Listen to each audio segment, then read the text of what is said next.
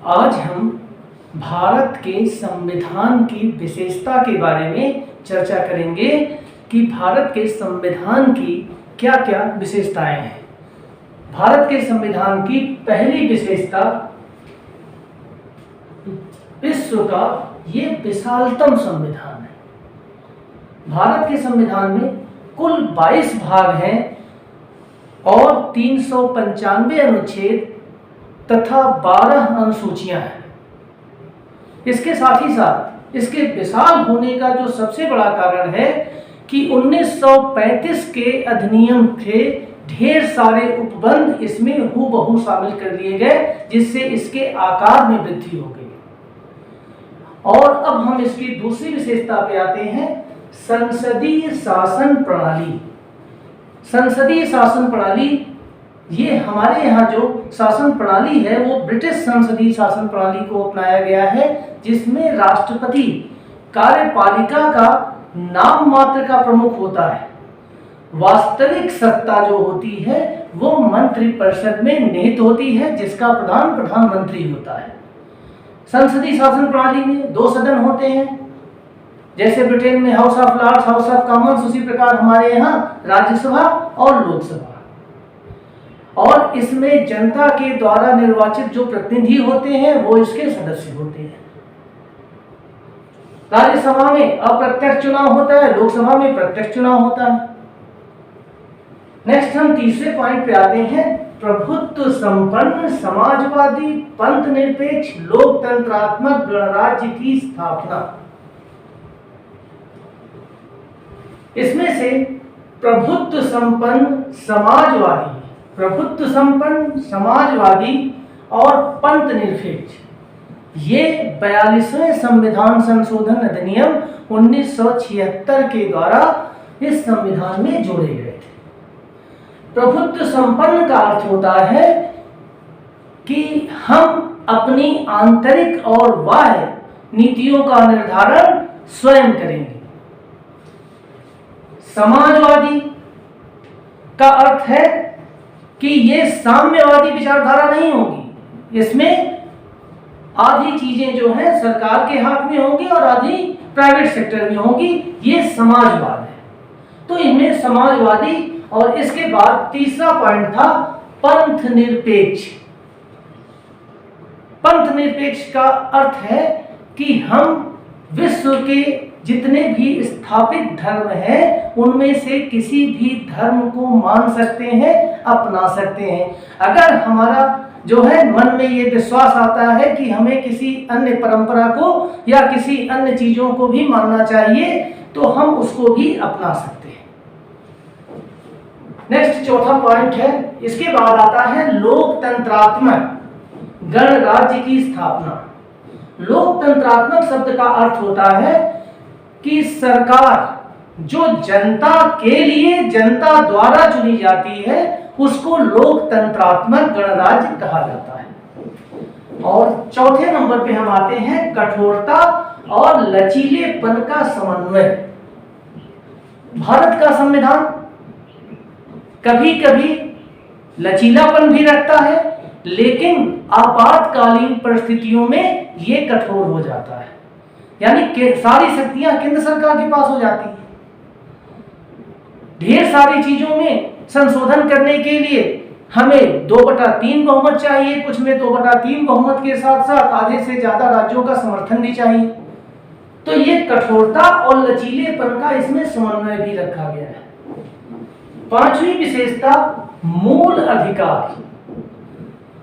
हमारे संविधान में अमेरिका से मूल अधिकारों को शामिल किया गया है और ये संविधान के भाग 3 में है, जो अनुच्छेद 12 से 35 तक में वर्णित है। नेक्स्ट विशेषता है नीति निर्देशक तत्व।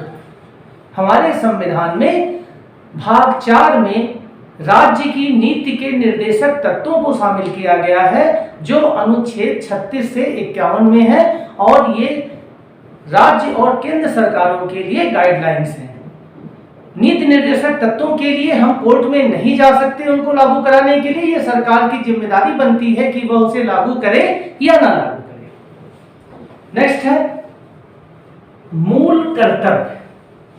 हमारे संविधान में मूल कर्तव्यों को शामिल नहीं किया गया था और 42वें संविधान संशोधन अधिनियम 1976 के द्वारा भाग 4 क और अनुच्छेद 51 क के द्वारा मूल कर्तव्यों को रखा गया।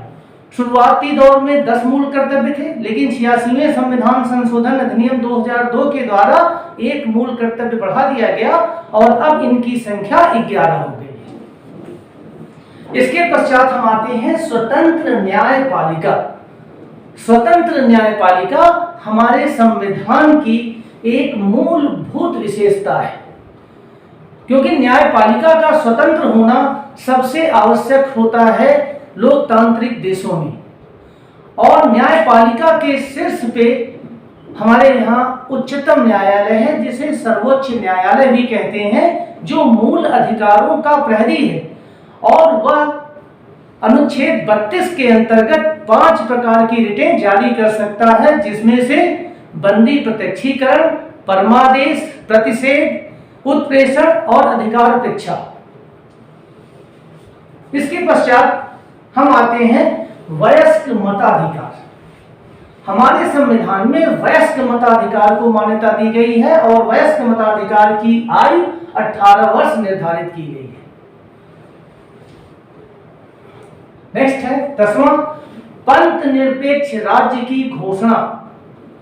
हमारे संविधान में किसी धर्म विशेष को राष्ट्र धर्म नहीं घोषित किया गया है और ये कहा गया है कि भारत के लोग किसी भी धर्म को मान सकते हैं, उसे अपना सकते हैं और उसको जो है उसका अनुकरण भी कर सकते हैं।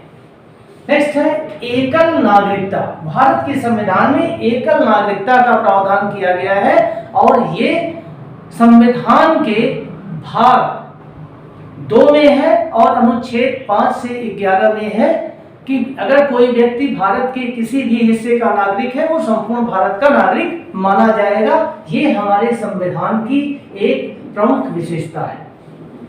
नेक्स्ट है आपातकाल में संविधान का एकात्मक स्वरूप। हमारे संविधान की एक प्रमुख विशेषता में यह भी एक विशेषता है कि अगर कभी ऐसी परिस्थिति आ जाए कि युद्ध, वायु आक्रमण या सशस्त्र विद्रोह, अगर इस प्रकार की कंडीशन अगर उत्पन्न हो जाती है तो उस समय संपूर्ण सत्ता केंद्र सरकार के हाथ में चली जाती है और वह राज्य सूची के विषय पर भी कानून बना सकती है। तो ये एक सबसे बेहतर जो है विशेषता है कि आपातकाल में संविधान का एकात्मक स्वरूप हो जाता है, सारी शक्तियां केंद्र सरकार के पास हो जाती है। और इसके बाद हम आखिर में आते हैं न्यायिक पुनर्विलोकन। न्यायिक पुनर्विलोकन हमारे संविधान की एक मूलभूत विशेषता है और ये संविधान के भाग 3 के अनुच्छेद 13 में है, 32 में है, 131 में है और 136 में है और 226 में है। कारण ये है कि कभी कभी राज्य सरकार या केंद्र सरकार हो सकता है कि वो किसी व्यक्ति के मूल अधिकारों का हनन कर ले, उसका अतिक्रमण कर ले, तो ऐसी कंडीशन में सर्वोच्च न्यायालय मूल अधिकारों का विरोध करने वाले कानून को रद्द कर सकता है। तो उम्मीद है कि हमारा ये वीडियो आपको अच्छा लगा होगा। अगर ये वीडियो आपको अच्छा लगा तो इसे लाइक करें, सब्सक्राइब करें और बेल आइकन को जरूर दबाएं।